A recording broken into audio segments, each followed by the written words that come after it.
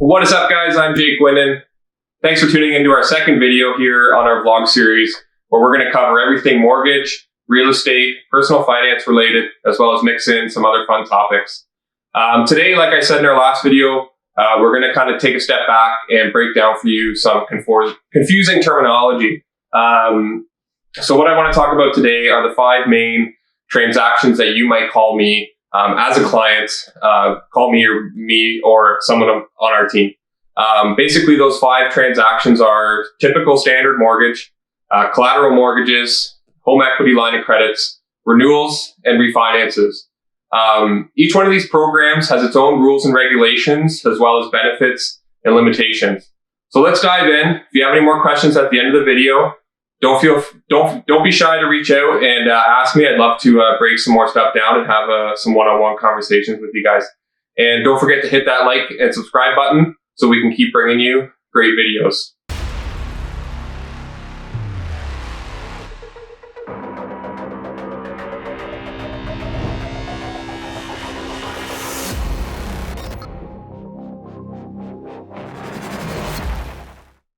So let's talk quick about standard mortgage transactions. So a mortgage is defined by a charge on any property to secure money or money's worth.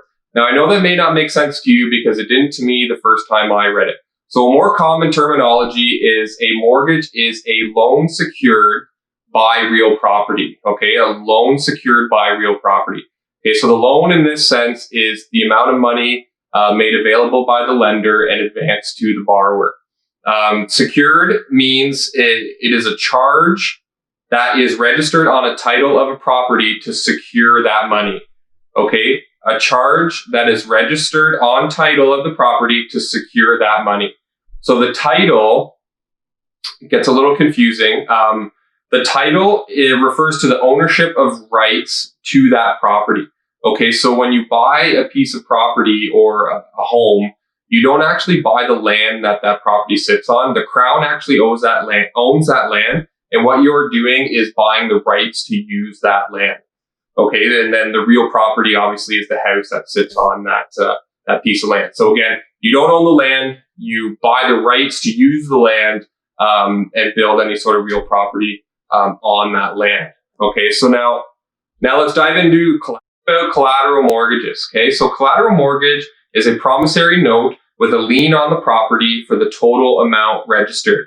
Now, basically what this means is a collateral mortgage, it is a program to allow lenders to advance more money to the borrower after the initial mortgage. So it's kind of like a line of credit, but not, it's way different. There's there's no loan to value limitations on a collateral mortgage.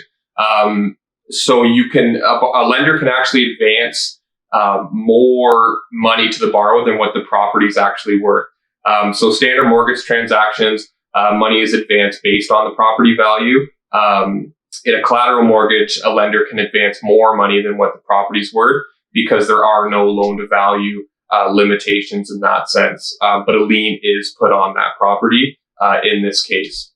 So next, after that, we got lines of credit. There's personal line of credit, which we don't necessarily deal with, but we do a lot with home equity line of credits. And basically, the bank or the lender will look at the value of your home and what's left owing on that property. So that gray area in the middle is your equity in that property.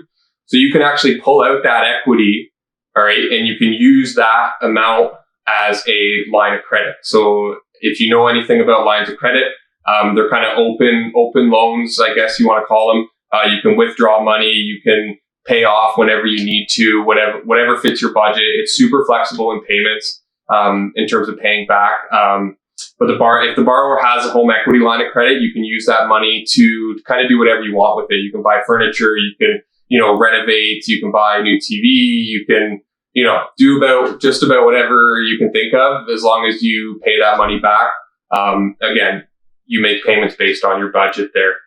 So it's a really good opportunity for homeowners to dive into, get their hands on some good cash flow. So now let's take a look at refinancing and renewals. They sound very similar, but they are a bit different. So refinancing is when a borrower has an existing mortgage on a property. Basically, if you choose to refinance during your term, what you're doing is you're renegotiating the terms of the loan or the loan amount itself. If a borrower chooses to refinance in the middle of a term, depending on what program are you in, you may be subject to prepayment penalties unless that mortgage is fully open. So let's not mistake here that you can't just refinance without being penalized unless you're in a fully open loan. So at time of refinance, basically you're subject to the lender's current rates, which may be different than what the original mortgage was set out for. A good example of that, and a lot of clients will try and take advantage of refinancing when rates drop dramatically over your term. They'll break it, pay the penalty, just to get that lower interest rate to help them save money in the long run. So it can be a very good program to use if as long as it's you do your homework and you call me, and I'll let you know if it's a good idea. So a renewal, on the other hand, again, it's still based on a borrower having a current mortgage. A renewal basically is when your term is up, whether it be 1, 2, 3, 5, 7, 10 years. Your lender can offer you a renewal for the same mortgage amount, but at a different set of like a different interest rate. So they don't change the what am I trying to say? They don't change the amount of the mortgage, which is essentially why you would refinance. You're basically just changing the terms and conditions, whether it be a new interest rates or new term length or whatever. So if a lender offers you a term as a borrower, it's real important that you communicate with that lender your thoughts, like what direction you're going to take. Because if you don't communicate with your lender and they don't hear from you in a certain period of time, they can actually automatically renew your term. And if you don't pay that, then you'll be considered in default. Not a place you want to be. We can explain that in a different video down the road if you guys want to hear about what being in default actually means.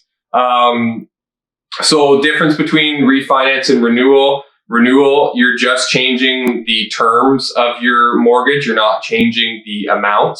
Refinance generally means you're changing the amount of the mortgage. So at this point, I hope I haven't bored you to death. And if you're still around, I do appreciate it. And if you are, make sure you smash that like button and hit subscribe to help us out so we can keep bringing you these great videos. So there are many different other transactions that we didn't cover today, which I'll plan to cover in future videos. But if you want to talk about anything specific, including what was covered here in this video, please don't be shy. Reach out, leave me a comment down below. You can get us on Instagram. All my info is all over the place, so don't be shy. Reach out. We'll have a nice one-on-one chat.